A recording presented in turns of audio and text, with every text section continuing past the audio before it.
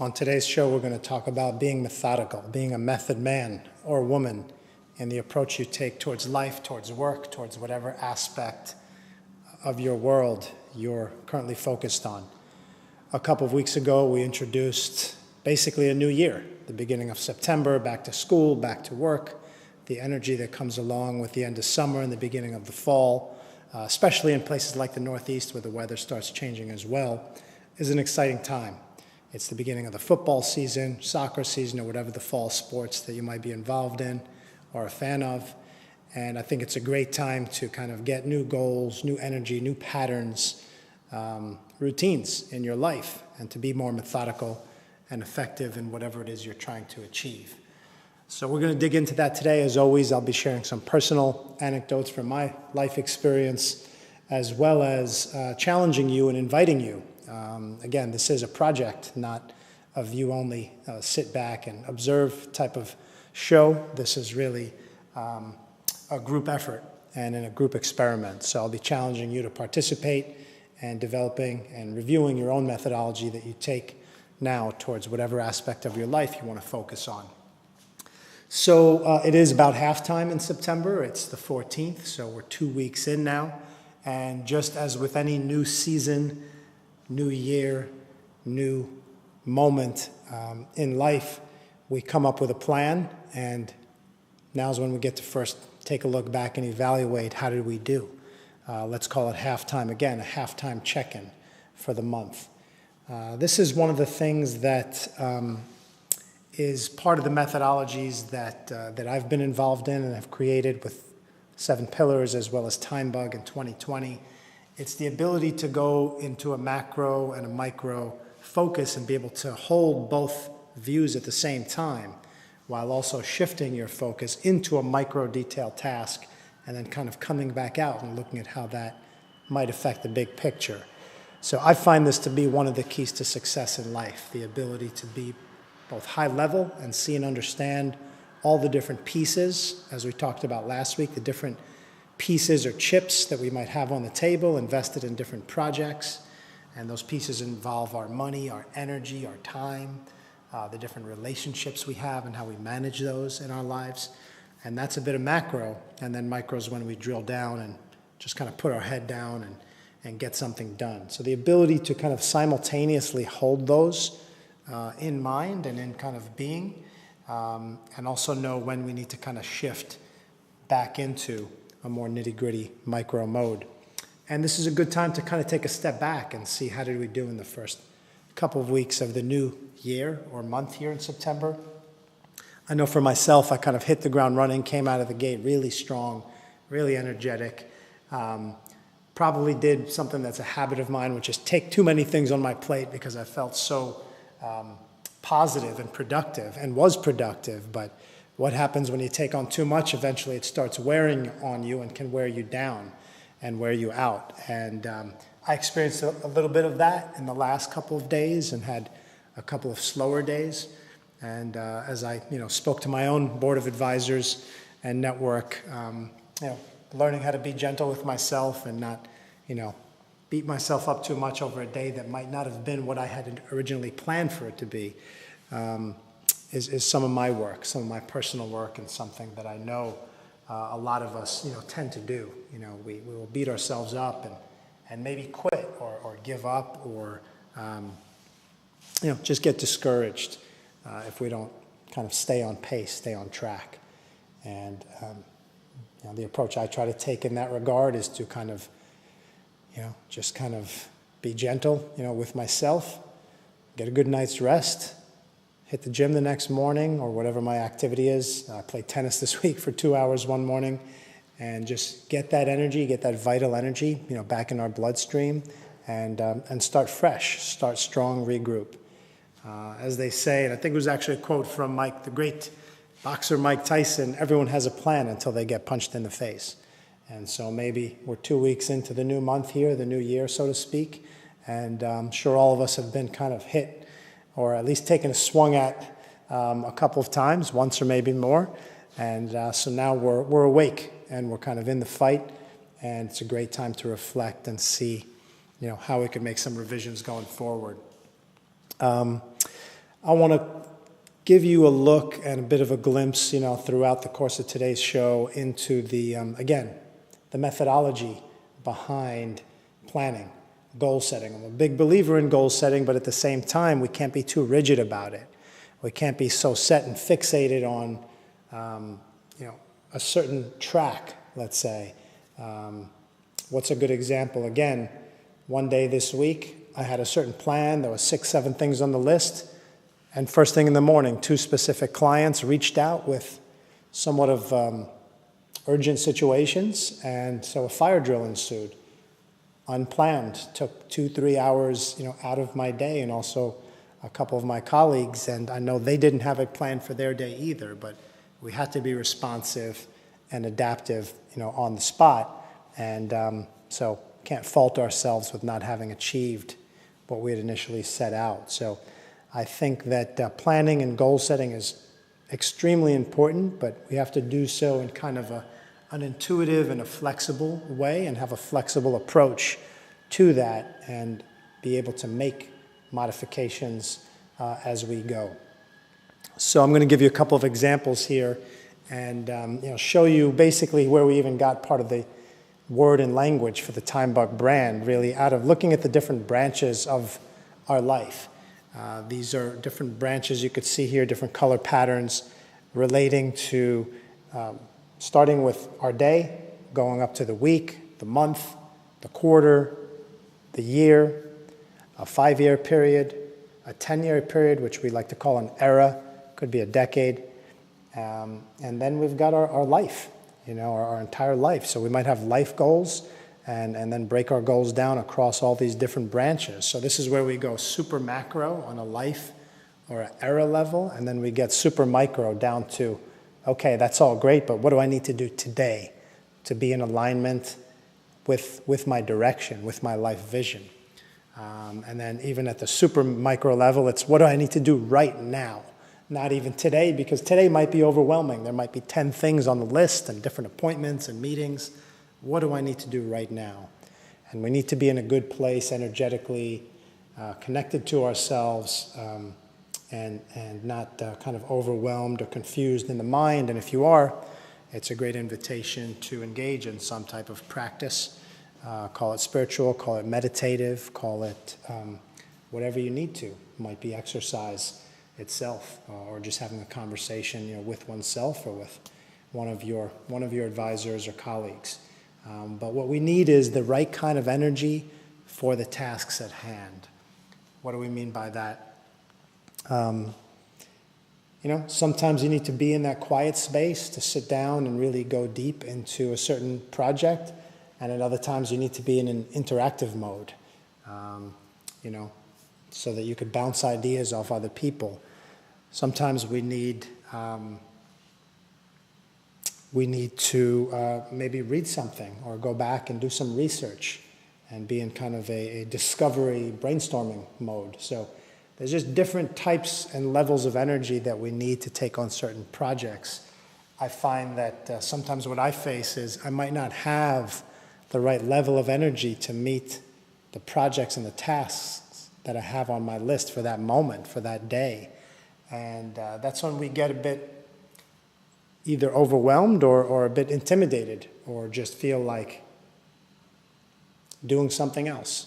And that's usually what happens in the case for me when I feel that, why didn't I do those, that one task or those 2 tasks that were on my plate? Why did I make the shift? And when I reflect back and look at it, I see it's because I didn't have the right level or type of energy to take that task on.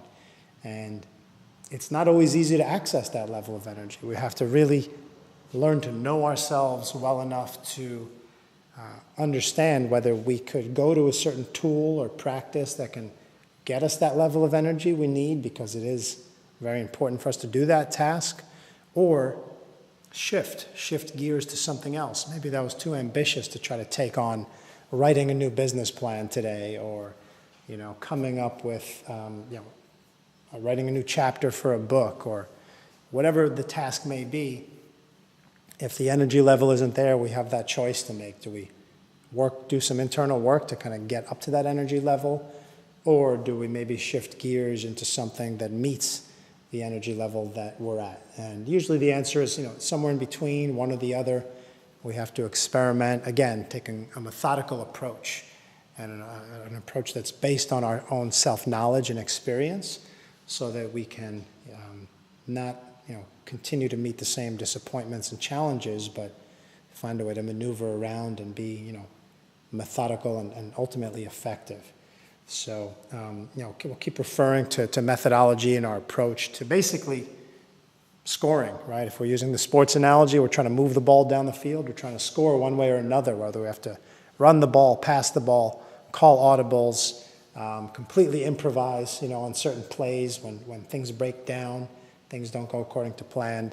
It's not a time to give up or be rigid and stick to the plan. We have to know when to shift gears. So, this intuitive kind of flexible planning approach is important. We'll see if we want to share a couple other things. I think when we're doing goal setting, we talk about a couple things, the different types of goals that we have. And it's important, I think, to pay attention to all 7 what we call goal types or goal dimensions on this list for a number of reasons, because some of these goal types, like where we spend our time, how we deploy our energy, which is very similar to time, is one of the goals that we actually have the most control over on a day-to-day basis. Whereas things like material outcomes or relationship qualities, those have other variables. The quality of our relationship with a partner, a friend, family member depends on, of course, the effort we make, but depends on someone else meeting us on the other side. So material outcomes, we may work for something, but may or may not achieve or attain that. Great goals to have, but we have to understand which goals we have most control over, which goals involve other variables. And I think it's important when we're doing our goal setting to have these different types of goals considered. And then further on, this is something that alludes to what I just mentioned as far as having the right kind of energy. What happens after we set goals? And paying attention, again, to your own patterns. This is, again, part of the methodology of understanding yourself well enough to be able to then make changes and to understand that if, you typically, sabotage your goals for one reason or another, that's a nice flag to go deeper into that area, to understand why that may be happening, what kind of emotional, psychological pattern is underlying that sabotage. Or again, fast starter, which is something I just mentioned. Starting fast in September, beginning of a new period, and then kind of running into a tired period or a downtrend, and how do you handle it when you start fast and then you start getting winded? Do you give up and stop, or do you kind of learn how to find your pace? So really important part of self-knowledge and understanding what happens after we set our goals. From here, I want to focus on this concept here of having inspired time. And again, working in a company that's a consulting agency with multiple, folks and basically getting paid by the hour for our time and expertise, we have frequent conversations and sometimes challenges about how to plan out not just one's own individual time, but time for a team, for a company, and then how to keep track of how long things take to get done. How long does it take for a web designer to put up a new web page, or a marketing expert or a copywriter to write 10 pages of content for a new website or a brochure? Generally, over time, you can get somewhat in a predictable range there, which you need to do in order to be able to estimate and quote and bill clients effectively. But the self-knowledge, again, that I believe is required from everyone, as well as management, especially looking across a team, is critical to understand how long it generally takes people to get things done in their fields of expertise. But then also understanding that people get tired and go through these waves we talked about, lose inspiration, lose motivation, aren't always excited about the tasks and the projects on their plate, or as we just talked about, don't necessarily have the right kind of energy in a given day. Maybe someone is physically sick or is having a personal family issue with a member of their family that's sick or in need at a given moment. So there's so many factors and variables that go into how our energy is shaped in a given day. And some of it is out of our control. So this concept that we want to be inspired and we want to be in a high state of energy, a positive state of energy, an authentically positive state, not a rah-rah kind of hype, but learning how to really get in tune individually and then organizationally, how to support one another and ensure or at least encourage that everyone gets their proper rest and diet and exercise. Those are personal things, but in the work-life balance context, ultimately we're all going to affect each other. And ultimately, wherever it is you work or whatever team you're part of, you spend more time with those people and interact with them more than you generally do with your friends and family. So it's another family, and it's important for that group to be in sync and to collectively help each other be in as optimal state as possible. Knowing that we can't always be at 100 miles an hour, right? There's these waves that we flow through. We all need that time off. Most of us had it, sometime in August and over the summer, again, which is why we try to hit the ground running there in September.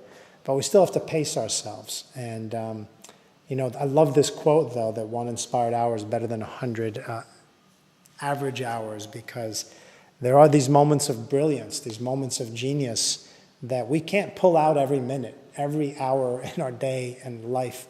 For the most part, and for most normal people, can't be entirely 100% inspired. But it's, again, it's kind of like an athlete. It could be a baseball player that just gets on base, but knows when, they pull out that magic shot, and hit it out of the park.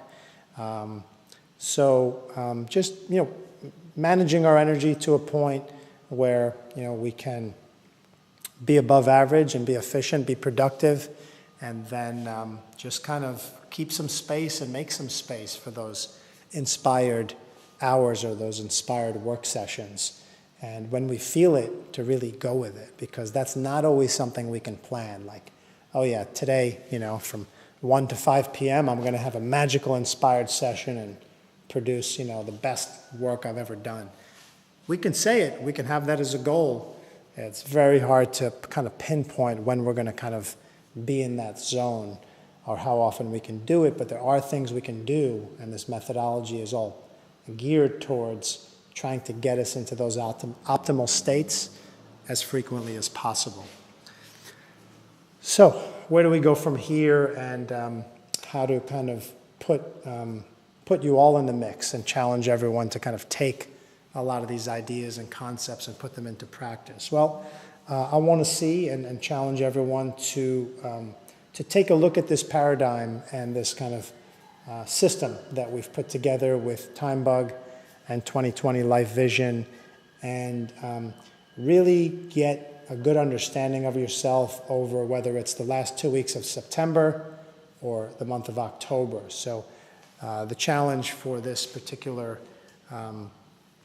project will be to take a 2-week to 4-week forward period, and plan, across the different categories of your life, however you like to organize yourself, and lay out not only your goals for that period, but look at every hour in that period. There's usually about 750 hours or so in a given month. So I would possibly consider it for this upcoming month of October, and lay out where you're going to spend every hour for the month. We have the tools for you to do it. I'll show you how some of that looks. If we give you some examples here. If we can just go to the screen.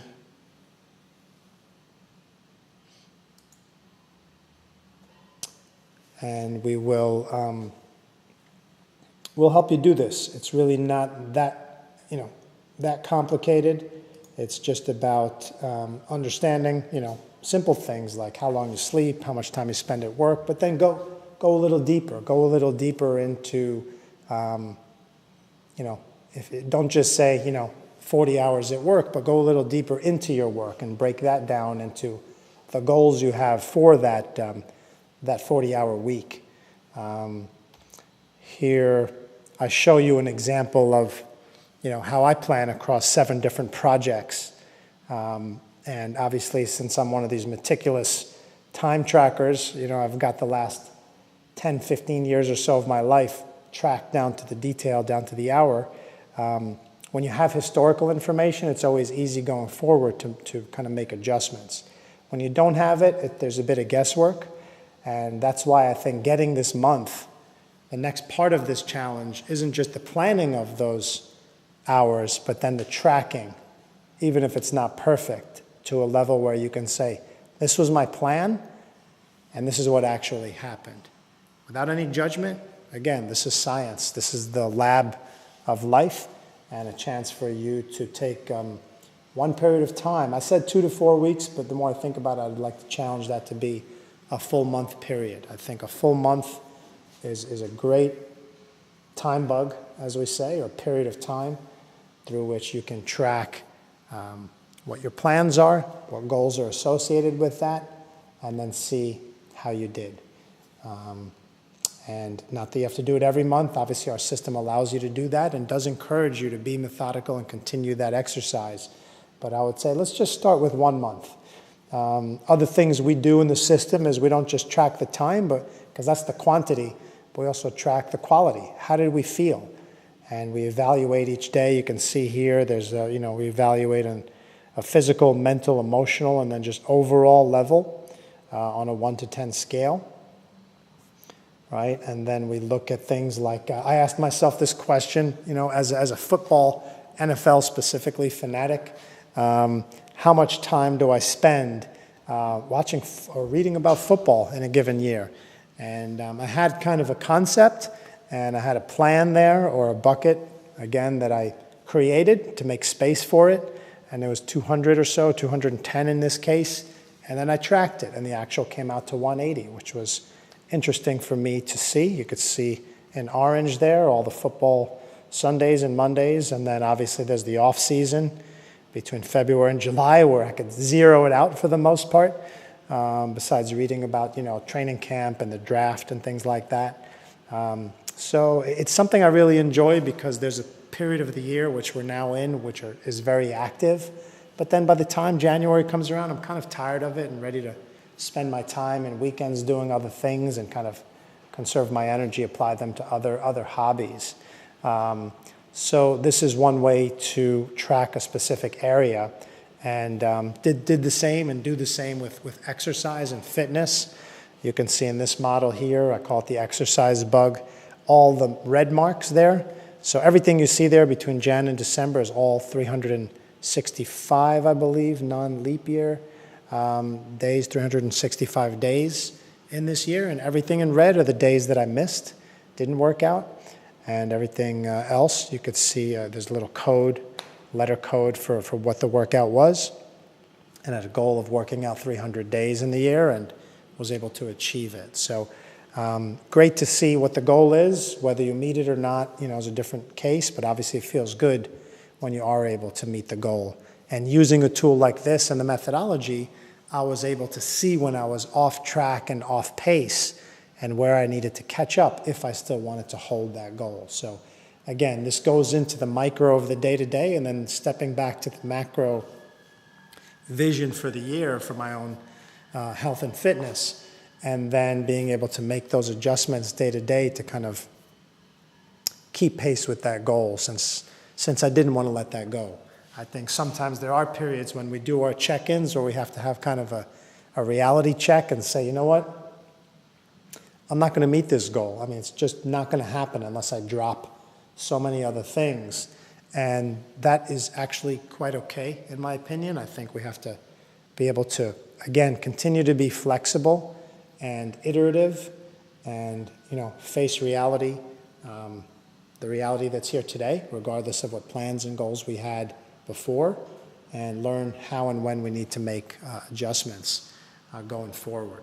So that's the kind of systematic approach that I support, and kind of the paradigm that we, presented with TimeBug. Now, I talked about football and the NFL, and last week I, exposed some of my own, challenges in terms of just personal vices and the history I had with gambling, specifically in college and just after that period of my life, and how I've kind of channeled, my knowledge and interest for the sport, for the game, into this kind of NFL portfolio investment methodology.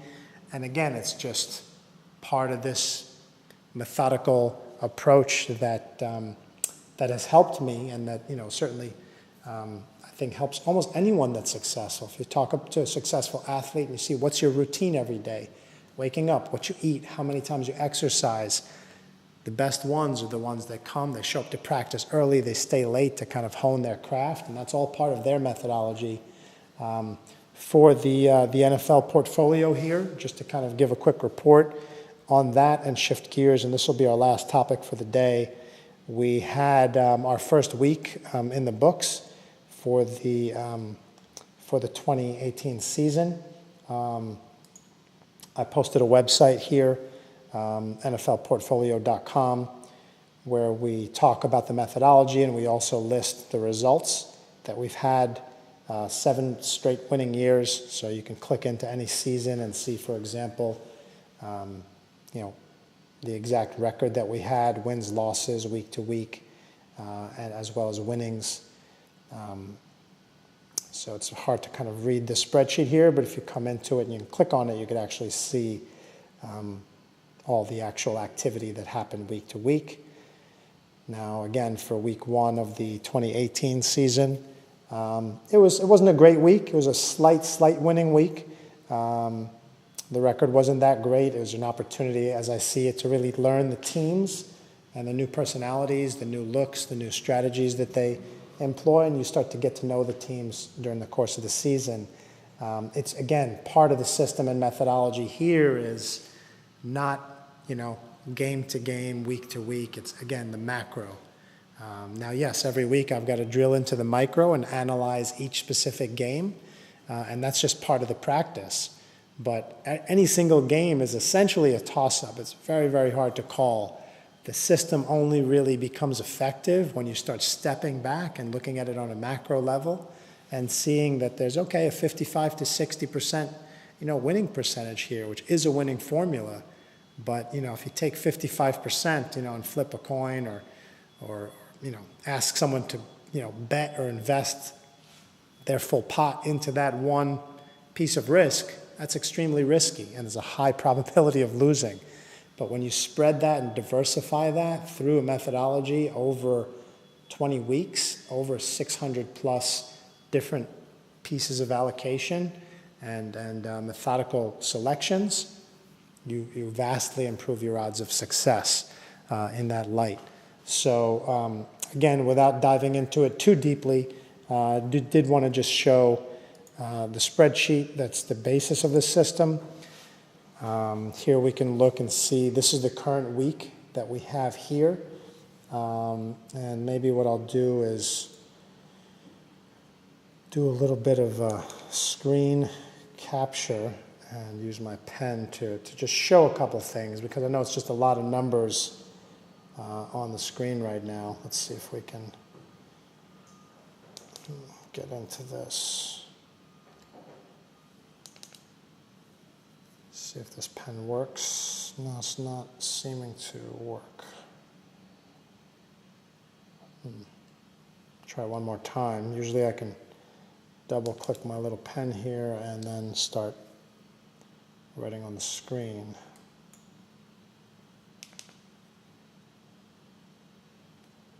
No, it's not allowing that to happen. So I'll just point out here that if we can go back to the screen, that here we list all the games, the favorites, the underdogs, the lines, the totals, right? And then what happens over here is I make all the predictions on this side. So again, we have all the games, and then we basically predict scores for each game.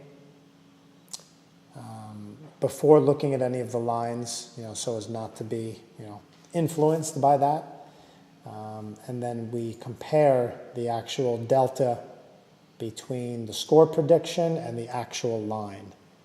So in this case, for last night's game, Bengals hosting the Ravens, the actual line was 1 point with the Ravens as favorite, whereas I predicted the Bengals to win by 3. So that's a delta of 4. Actually, I end up picking the underdog.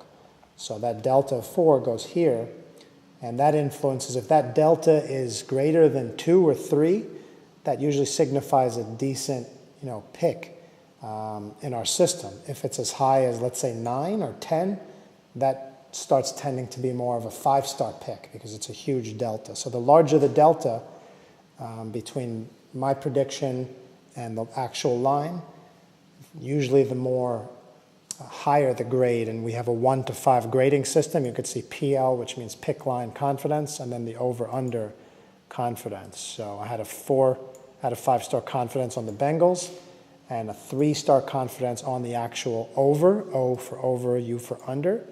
And actually both of those ended up winning last night, as it was a 34-23 win. So there was actually 57 points, whereas the predicted over-under was 45. And so I'll take it. It's a good success. Also, last Thursday, by the way, I was also 2-0. But as you can see, there's still 41 or 39 positions or allocations or picks in play. So there's a lot of, with a lot of, again, hypothetical money here on the line. So this isn't a system that I'm currently deploying my own money into. It's just picks that I make, and we make these selections or this allocation available to anyone who's interested in having that information before the actual football week begins. Otherwise, we post it to the website and social media right after kickoffs so that it can be verified and validated about what selections we made. So, yep, I'll leave it at that for now, and we'll kind of keep coming back to this during the course of the year just to show how a methodology, like anything in life, goes through its ups and downs, but if we stick with it, if we stick to it, if we keep showing up every day, whether our energy level's high or low, we continue to show up. We continue to work on our areas of weakness or what our trends and tendencies might be that might be limiting us from being as effective as we desire to be. And if we take more of a flexible and intuitive approach, more so than kind of a rigid, dogmatic approach, I think those are some good recipes for success. But measurement and data, personal data, is an important part of it. We talk about quantified self, and TimeBug and 2020 are quantified self systems and paradigms. So again, I'll leave everyone with the challenge and the Polymath project of the week, which is the Polymath in all of us, which is doing many, many things in life, personally, professionally, to measure all that. I do have a category recommendation here. I mean, these are the 7 life categories that we recommend. So just take a quick look there. Our core work, then special projects, personal life, which could time with family and personal hobbies, spirituality, whatever that means to us, our basic needs, which is our sleeping, eating, hygiene, taking showers, the basic things we need to do in life, which take up, a huge portion of our time, of course, health, fitness, and then skills, which could be learning a language or some, knowledge that we're developing, or if we're going to school, that could fall under that category. So these are 7 categories that I track across, and here it's highlighted for the week, which is obviously 168 hours every single week, the same, every single day, the same. Months could change depending on the number of days, but here you could see usually about 744 is the number. So take a look at October, if you will, or whatever the upcoming month is when you're able to look at this video and lay your week out using one of our tools from the TimeBug or 2020 app, or just creating your own spreadsheet if that suits you. And tracking it, having just 1 or 2 notes of goals next to each one, and then more importantly, or just as importantly, making sure you monitor how you actually did. And again, it doesn't have to be perfect. Don't give up if you miss a day or a few days without knowing where you spent your time. Again, you could use our tools and systems to help you with this, or you can just do it on a scratch pad if it suits you that way. One way or another, it's all part of the methodology. I wish you success in your process, and we'll see you next week.